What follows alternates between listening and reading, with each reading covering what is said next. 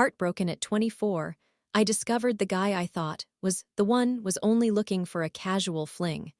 As I struggle in my competitive grad program and doubt my own worth, I wonder, how can I find the strength to move forward and embrace my future? Briefly, I started dating a man who was 26 years old around last November, and only now did I realize he was never truly interested in me. It really, really hurts. Longer version. I am a 24-year-old woman currently enrolled in a highly competitive graduate program. I have a constant underlying fear that I will not secure a good job in my field, which makes me feel insecure and sad most of the time anyway. On top of all that, I have been experiencing deep emotional pain recently. I need some encouraging words because I cannot possibly burden my friends and family any longer, not to mention that I am very embarrassed about feeling this way. To get to the point, I met a man whom I believed to be my soulmate in early November 2024. He joined a larger group of friends that I am part of, and we immediately connected at a party where we first met. For me, it was love at first sight, and he also expressed that he felt a very strong physical and emotional connection with me during our first date. After a few dates, we became intimate, which was perfect and very romantic.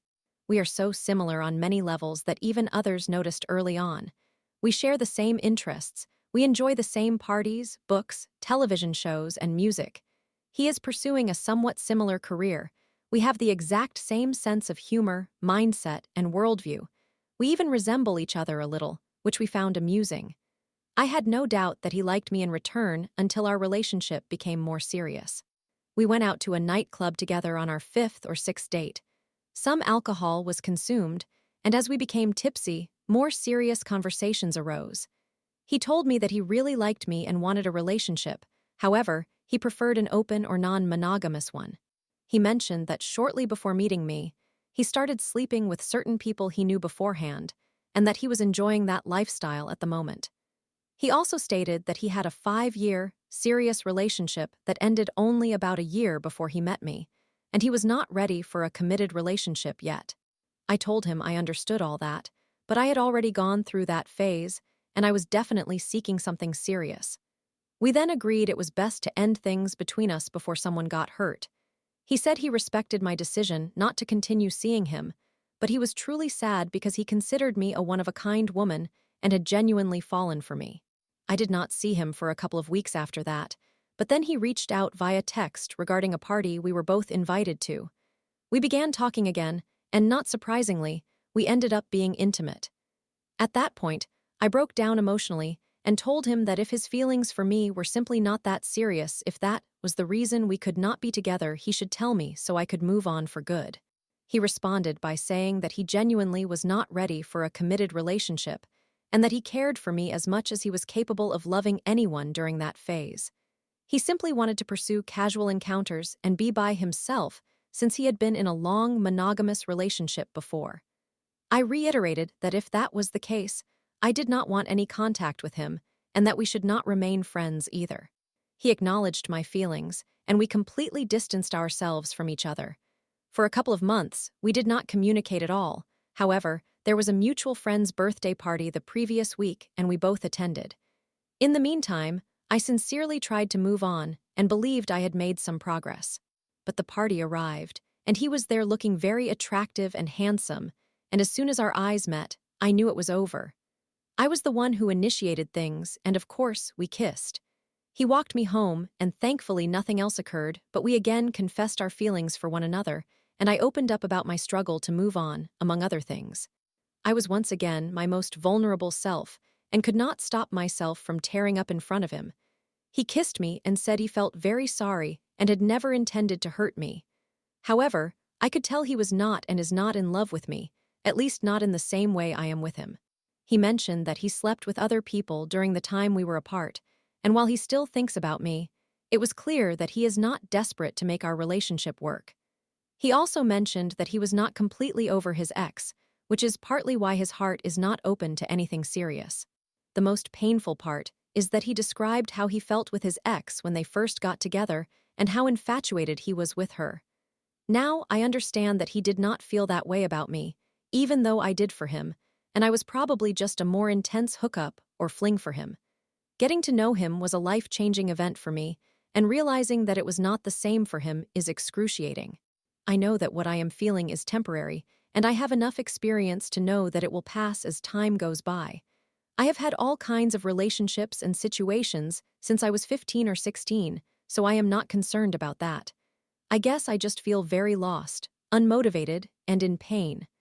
I thought I would have secured a job in my field by now, but it seems I am not progressing toward that goal. What happened with this man only adds to that. I doubt myself every day and question whether I am as good as I believed I was as a student, as a professional, as a woman, etc. Generally, I have a lot of confidence and belief in myself, and I am terrified that I have been misled my entire life by everyone who has complimented me. I do not want to be average and disappoint my parents, who sacrificed so much for my education. They are getting older, and the inability to repay them for all their support haunts me every day. I must admit, however, that I also dream of marrying and having children one day, and failing both professionally and personally hurts doubly. I know that many people have much tougher challenges than I do, so I do not wish to portray myself as a victim. I have genuinely dedicated my entire life to my goals since I was young, and right now it seems like it was all for nothing. I would appreciate any kind and supportive words, as I feel down every single day. Balancing full-time university, my part-time job, and all the other obligations I agreed to is extremely draining, and I do not think I can continue in my current emotional state. I have even stopped exercising and minimized my daily chores to the bare minimum because I feel physically incapable of doing more. Story 2. My best friend is spiraling, overwhelmed by responsibilities, struggling to eat enough, and severely withdrawing. Is there a way to reach her before it's too late? I am a 15-year-old female, and I am increasingly concerned about my best friend Ava, who is also 15 years old. This is not her real name, of course. To provide some background, Ava is an incredible and beautiful person. We met when we were 12 years old through running, and I will be training for a half marathon after track season concludes, so I run a lot. I initially met her through cross-country, and we immediately formed a strong connection. We have been inseparable since then, all throughout middle school. Ava plays soccer, and so do her younger sisters. Her sisters play a minor role in this situation. Her middle sister, who is 9 years old, is an extremely entitled brat who spends her time on her phone, often hiding in her room. Her youngest sister, who is 6 years old, is quite wild. She has attention deficit hyperactivity disorder and consumes nothing but candy while being addicted to her iPad. I am not exaggerating, she creates chaos. Ava's parents are very successful in their corporate careers, and she sometimes sees her dad for only 30 minutes a day, or not at all. Her mother has a highly stressful project management job for a large hospital company in our area. I genuinely admire her parents. They have supported my family and me during difficult times. However, what is important here is that they lack a work-life balance, leaving Ava to take care of her siblings. She is very thankful for her parents providing a life they all desire, but her love language is quality time. This lack of attention contributes to her stress levels and makes it hard for her to find time away from her chaotic home and sports activities to connect with her parents. Ava has told me multiple times that she is struggling with parenting her siblings, and I agree that being around for years has shown that this situation has caused tension in the family. She is forced to navigate how to care for her siblings while growing up very quickly, which no one is prepared for. This is one major factor contributing to her current state. Another significant point about Ava is that she sets extremely high standards for herself, and when she fails to meet them, she becomes extremely upset and distant for days or even weeks. Recently, our high school soccer team held tryouts, and Ava tried out for the team. It is important to mention that our high school is highly ranked in both sports and academics. After the tryouts, she was devastated to learn that she made the junior varsity team as a freshman. I recognize that this is a perfectly reasonable outcome. Ava has always disliked school, yet she consistently earns excellent grades, better than mine. I, on the other hand, am less stressed but still care about my performance. For reference, my grades currently include all A's and 2 A- grades. Ava pushes herself to the point of burnout, which is unhealthy. She also has trouble falling asleep and going to bed at a reasonable hour. As a result, She consumes energy drinks with excessive amounts of caffeine almost every day of the week. I worry that her body is becoming reliant on caffeine. When I have expressed my concerns regarding her caffeine consumption, she has stated, "I will worry about it when it gets bad, but for now, I am tired," and she brushes off my concerns. In addition to preseason soccer training, she has also been working out at home, which means she is exercising twice a day without adequate sleep and while dealing with family stress. This leads me to the primary concern I have for her. She is not consuming enough food to sustain this level of activity. I run and work out during practice and often do extra work at home, ensuring that I eat adequately. Ava's breakfast consists of just one packet of oatmeal and some berries, a string cheese, and an extremely small portion of leftovers for lunch, along with something that is not substantial for dinner. When she is at my house, she frequently claims not to be hungry. To clarify, her lack of adequate nutrition is entirely new and out of character for her. Ava is a very active 15-year-old girl who weighs 125 pounds and stands 5 feet 1 inch tall. I am 5 feet 7 inches tall and also weigh 125 pounds, and I am eating significantly more than she is. I am genuinely worried about her, especially since she recently expressed that she is going to hate her life for the next 3 months, which was not surprising given that she is still heartbroken over her soccer. However, this is not something I wish to hear her say.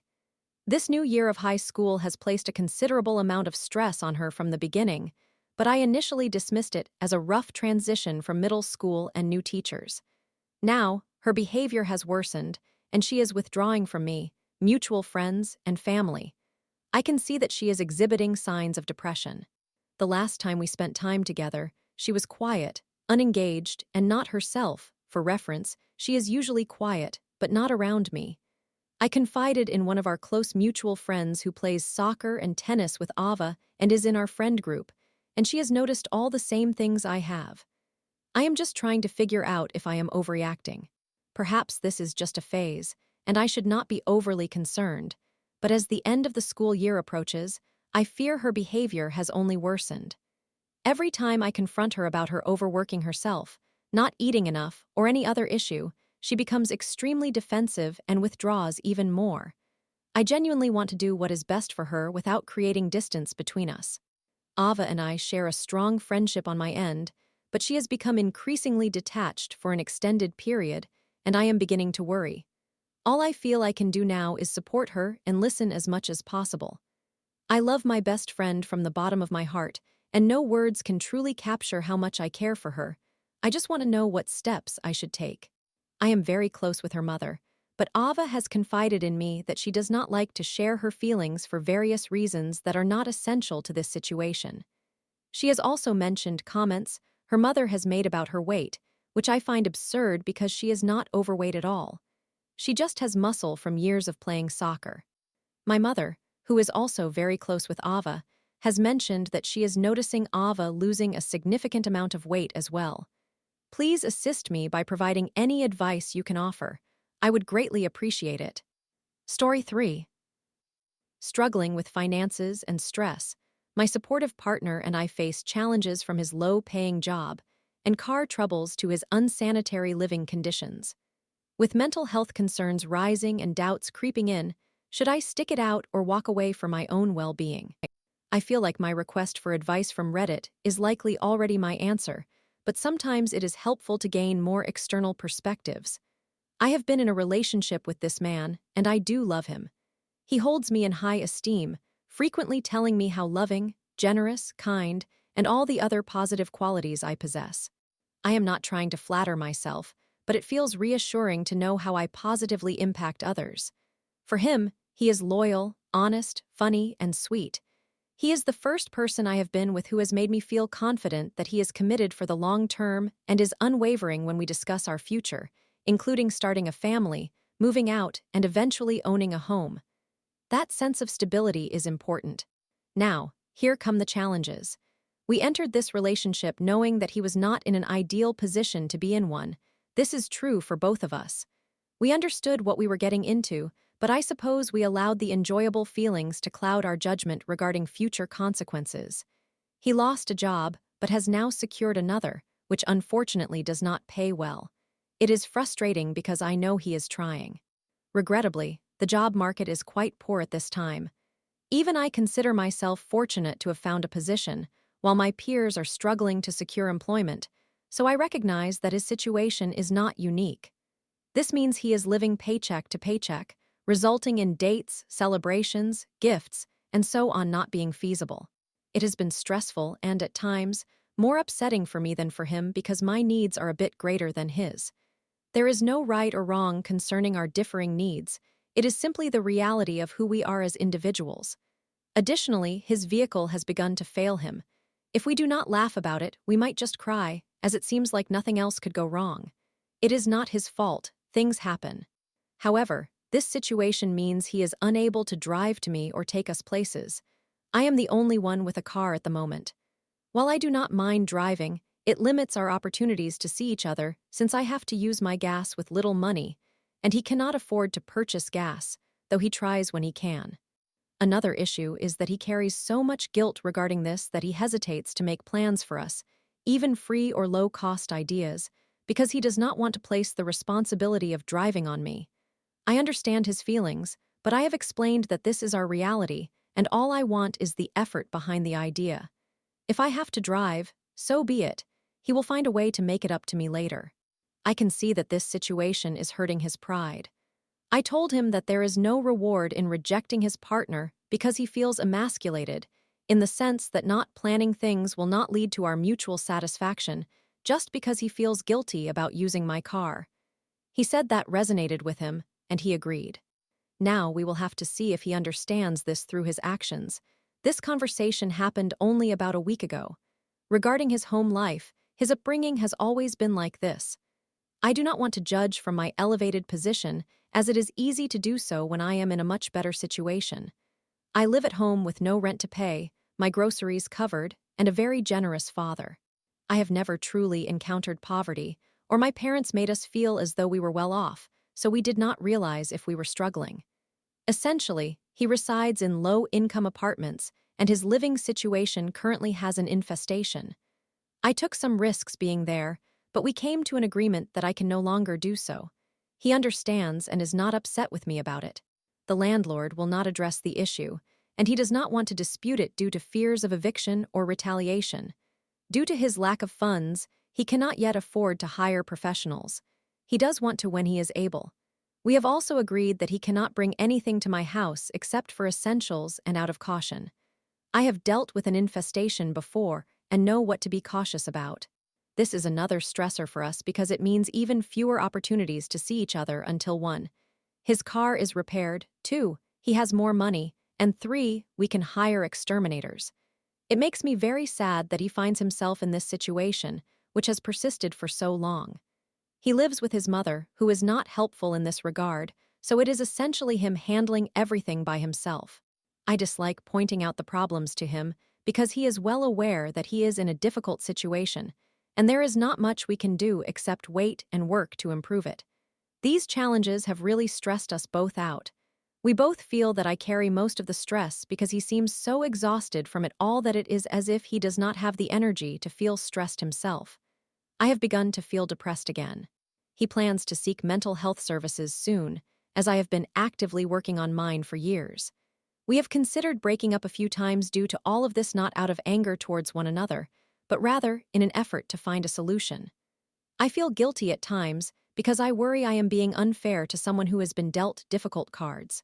If he did not have these problems, I do not believe we would be feeling this way at all. The advice I have received from both his friends and mine falls into 2 categories. Either 1, break up because he is not ready for a relationship, or 2, stay and support him as long as he is actively working on his issues. I do not know if I am being unreasonable or if this is an appropriate stance. A close friend of mine has called him a loser, which stings, but I understand it is coming from a place of love and does not understand why I am enduring this situation. To that, I would say it is because I see him as a wonderful person who is currently experiencing a rough patch. I fell in love with him for who he is, and I still have concerns that I might be making the wrong choice for both of us. Questions frequently arise in my mind. How long will this take, and is it worth it? He estimated that it would take about 6 months to organize his life. I feel that I need some big sister or big brother advice. Is it worth it to endure this in hopes that things will improve, or am I being overly optimistic? I know I deserve better, and he wants to provide better for me. It's just not possible at this moment. Be kind, but be honest. Thank you. Story 4. Jealous of my boyfriend's close relationship with his mom. After 1.5 years together, I feel like I am competing for his attention with her. I want him to rely on me as we build a future, but I also feel guilty for wanting that. Is there room for us both? My boyfriend and I have been dating for 1 year and 8 months. I usually feel uncomfortable when he discusses his mother or when the three of us are together. However, I am comfortable enough when I am alone with her. Generally, I feel uneasy around people unless they are immediate family. My boyfriend lives with his mother and depends on her quite a lot when he becomes upset. Background information. My boyfriend suffers from depression, and his mother has always helped guide him through that. His relationship with his father is strained due to his father's emotional abuse. He has been working for years to repair his relationship with his dad, who has been more receptive to this effort than my boyfriend. 7 months ago, we were on our way to the airport with my mother, 67 years old, when our flight was canceled. The event we were supposed to attend was quite important to him. I was on the phone with the airline trying to get the flights rebooked. We parked at the airport, and at that point I was still on the phone. He was very upset, exited the car, sat on the ground, and began crying. I eventually hung up with the airline. They were unable to rebook us for another flight until the next day. It was an international flight, and the following day was too late for him to register for the event in which he was supposed to participate. After I got off the phone, I stepped out of the car to comfort him, and he was on the phone with his mother. His mother, in her early 60s, helps him a great deal. She is probably the sweetest person I have ever met, and I feel bad that I feel threatened by her. His mother makes his bed every morning. She does not constantly ask if he needs anything or if she can get him anything, but she will ask me if I am over there. The frequency of her inquiries is somewhat irritating. When he is cleaning, she will join him. They plan their meals for the week together and grocery shop together. I have joked with him about this since my mother typically made dinner and sometimes asked what we wanted to eat growing up, as opposed to conferring with my sister and me on what we wanted for every meal during the week. It strikes me as a bit unusual that he has so much say in what is cooked while not being the one usually doing the cooking and not being her spouse. We have discussed which scenario is more common, parents asking what children want to eat versus parents not asking. It is very possible that I am not the typical one in this situation. She relies on him heavily. He fills out all her paperwork because she fears making mistakes. She does not own a car but is working on acquiring one. If she has a doctor's appointment and needs the car, he simply does not go to work. He has told me that he feels responsible for her because he is the only person she has. She does not visit her family, but occasionally talks to them on the phone and meets with friends. She changed her last name to his middle name after her divorce from his father. He will randomly call her if he is spending the night at my house on the weekend, just to say hello, not to inform her that he is spending the night. She already knows that. This bothers me because we only get to spend weekends and one weekday together. He sees his mother almost every day of the week and still feels the need to call her. He sometimes fears that something might happen to her. She had a health scare about 1 or 2 years ago, and he had difficulty convincing her to go to the hospital. This experience was quite traumatic for him. I think it is possible that I feel threatened because his mother and I are so different. His mother works remotely part-time, meaning that most of the financial responsibilities fall on him. She is essentially a housewife without a husband, cooking, cleaning, working part-time, and caring for him. In contrast, I am a first-generation college student who did not grow up with much. I am very career and financially driven. I am not particularly fond of cooking or cleaning, but I might not be opposed to it if my boyfriend earned enough money and if I felt secure and confident in our relationship to consider not having a job. However, I do not anticipate that happening, me voluntarily not working. My boyfriend and I split the bills when we go out. Sometimes he pays and sometimes I do. I am not entirely opposed to this because his father was financially abusive. Additionally, I currently earn more money than he does, which often results in me paying for more items or the more expensive choices when we go out. While I am against covering all dinners, I am not vocal about it. In my previous relationship, my ex-boyfriend paid for almost every dinner as he earned more money while I was a financially constrained college student at that time. It troubles me when my boyfriend discusses his future plans with his mother, such as fixing up their house, which is nearly uninhabitable.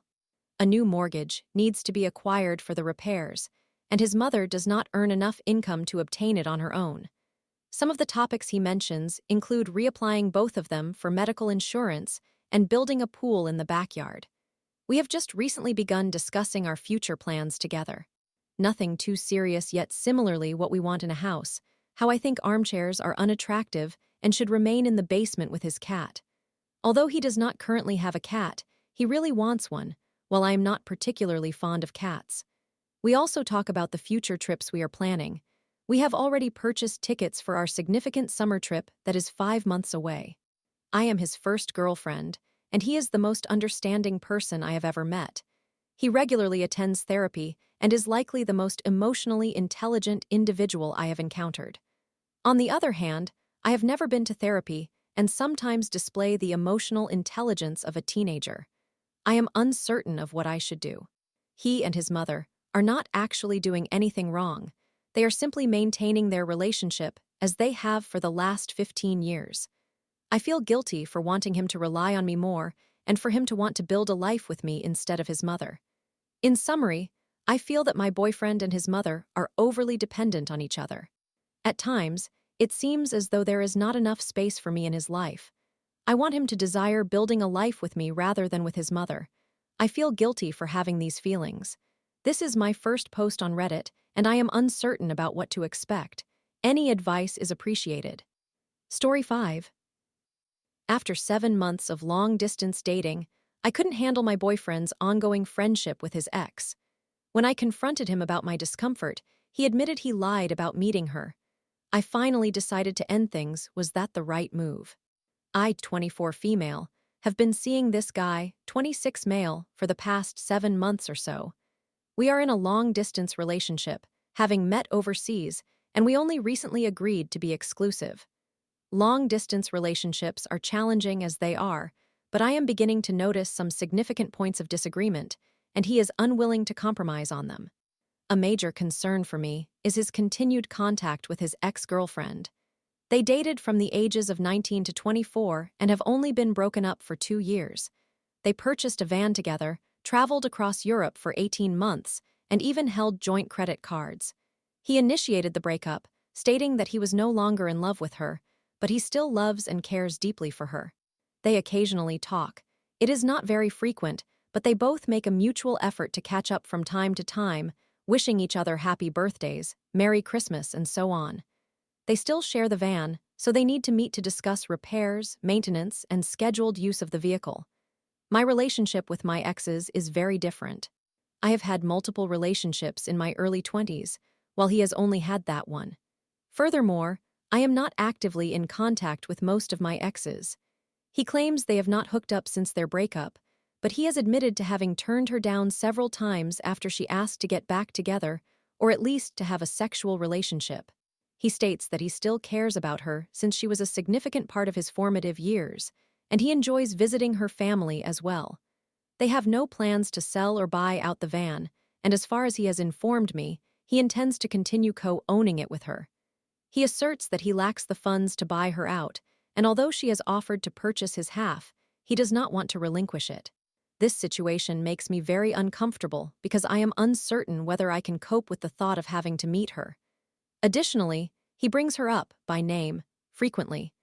I had to sit him down and request that he stop mentioning her by name in all these little anecdotes because I am trying to be understanding about his history and their relationship, but it is frustrating me. He agreed not to discuss her anymore, but now he sometimes begins to relate an anecdote, pauses, and says never mind, recalling that I do not want to hear it. I have never had such a prolonged relationship, and I have gone from one person to another, none of whom I ever believed would be my endgame, while he genuinely believed that this girl was the one.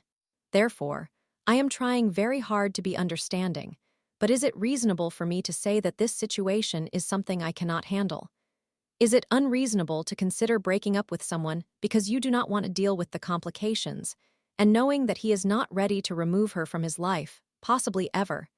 Any advice from those who have experienced something similar would be greatly appreciated. I am young, and dating at my age is quite messy. To summarize, my boyfriend, 26 male, wants to keep his ex in his life. He claims they are just friends and grew up together, but I, 24 female, am uncertain if they have truly moved on from each other. I am seeking advice on whether this is an unusual situation or typical for long-term exes. Update: it took me a long time to process what happened next. I called him to say we should part ways for several reasons, primarily because his situation with his ex makes me very uncomfortable.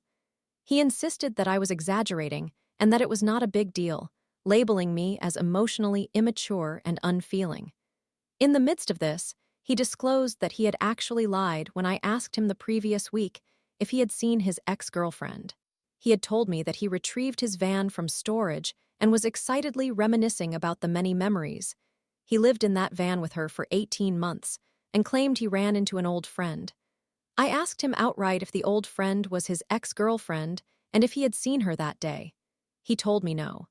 Now, as I am breaking up with him, he reveals that he lied and had actually texted her that day to meet for drinks.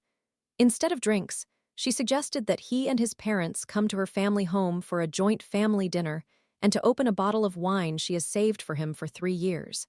He asserted that nothing happened between them, but he also lied to me about it.